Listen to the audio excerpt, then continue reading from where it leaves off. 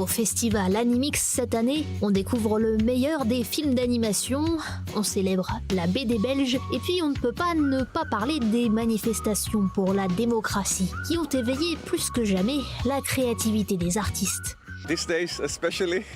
L'inspiration, ces jours-ci, vient plus facilement.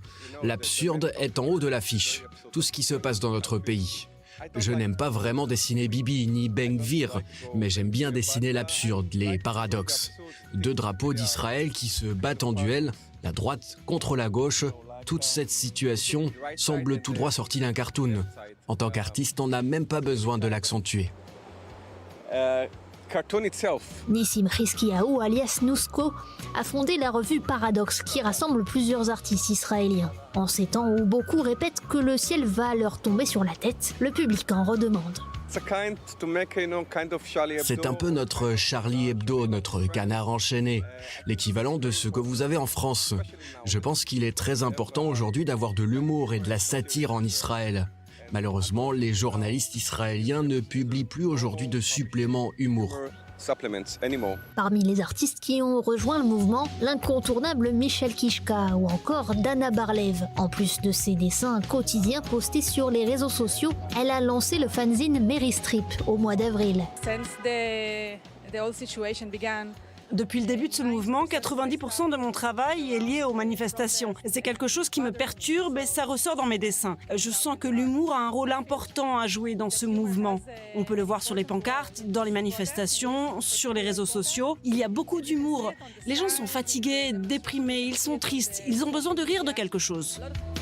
Aujourd'hui, c'est Shoshke, alias Zeev Engelmayer, figure humoristique bien connue de la protestation qui anime un atelier dessin à la Cinémathèque de Tel Aviv. Qu'est-ce qui vous agace et mérite d'être affiché sur une pancarte à Kaplan, même si ce n'est pas la réforme, à vos crayons.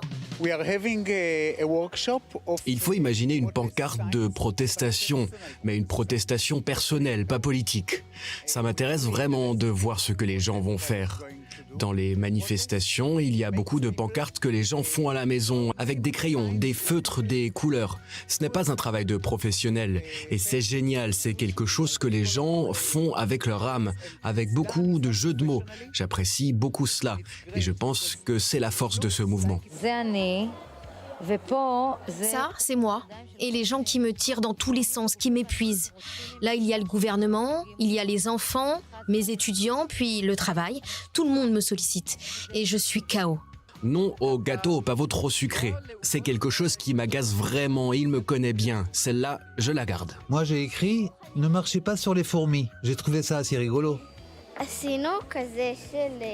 On a écrit « Le ciel n'est pas une limite ». Pourquoi serait-il fermé aux filles ? C'est la première fois qu'elles doivent réfléchir à la raison qui les pousse à se rendre aux manifestations avec nous. Maintenant, elles ont une cause, qu'elles ont dessinée et qu'elles ont elles-mêmes trouvée. Pour dessiner, découvrir des artistes, des films d'animation ou des comics made in Israël, rendez-vous au festival Animix jusqu'à ce samedi à la Cinémathèque de Tel Aviv.